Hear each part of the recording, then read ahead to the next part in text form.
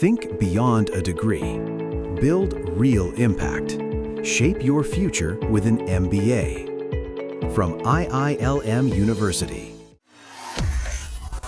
महाराष्ट्र की राजनीति में एक ऐसा मोड़ आया जिसने सत्ता के गलियारों से लेकर बारामती की गलियों तक हर किसी को भावुक कर दिया। अजीत पवार, एक नाम, एक ताकत, एक राजनीतिक विरासत जो अचानक एक विमान हादसे में थम गई। लेकिन राजनीति रुकती नहीं और शायद यही वजह है कि अब वही कुर्सी, वही जिम्मेदारी संभालने जा रही हैं उनकी जीवन संगिनी सुनेत्रा पवार। महाराष्ट्र के डिप्टी सीएम अजीत पवार की 28 जनवरी को एक चार्टर्ड विमान के क्रैश में मौत हो गई थी। हादसा बारामती एयरपोर्ट पर लैंडिंग के दौरान हुआ और विमान में सवार सभी 5 लोगों की जान चली गई। उनके निधन से खाली हुई सत्ता की कुर्सी अब भरने जा रही है। खबर आ रही है कि राज्यसभा सांसद और अजीत पवार की पत्नी सुनेत्रा पवार आज उप मुख्यमंत्री पद की शपथ ले सकती हैं। बताया जा रहा है कि वो मुंबई पहुंच चुकी हैं और पहले विधायक दल की बैठक में उन्हें नेता चुना जाएगा, जिसके बाद शपथ ग्रहण होगा। अगर सब कुछ तय योजना के मुताबिक हुआ तो सुनेत्रा पवार महाराष्ट्र की पहली महिला उप मुख्यमंत्री बन सकती हैं और ये अपने आप में एक ऐतिहासिक पल होगा। महायुति गठबंधन ने भी संकेत दिए हैं कि एनसीपी जो फैसला करेगी उसे उनका समर्थन मिलेगा। लेकिन इस पूरे घटनाक्रम के बीच सबसे चौंकाने वाला बयान आया है शरद पवार का। एनसीपी एसपी प्रमुख शरद पवार ने कहा कि उन्हें सुनेत्रा पवार के शपथ लेने की कोई जानकारी नहीं है और उन्हें ये बात मीडिया रिपोर्ट से सुनी। उन्होंने ये भी याद दिलाया कि अजीत पवार चाहते थे कि एनसीपी के दोनों गुट फिर से एक हो जाएं और इसके लिए 12 फरवरी तक बातचीत चल रही थी, लेकिन विमान हादसे ने इन चर्चाओं को रोक दिया।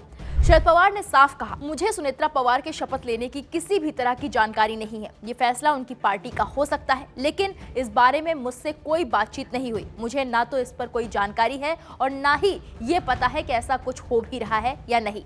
मुझे जो पता है वो ये है कि हमारी पार्टी एनसीपी एसपी और अजीत पवार की पार्टी एनसीपी के साथ मिलकर काम करने की प्रक्रिया शुरू हो गई थी। इस पर जल्द ही फैसला लिया जाना था। हालांकि ये दुर्भाग्यपूर्ण घटना घटित हो गई। शरद पवार ने अपने भतीजे को याद करते हुए भावुक हो गए और कहा कि अजीत पवार एक सक्षम नेता थे जो लोगों की समस्याओं को समझते थे और हमेशा न्याय दिलाने के लिए खड़े रहते थे। उनका जाना सिर्फ परिवार नहीं बल्कि महाराष्ट्र की राजनीति के लिए भी एक अपूरणीय क्षति है।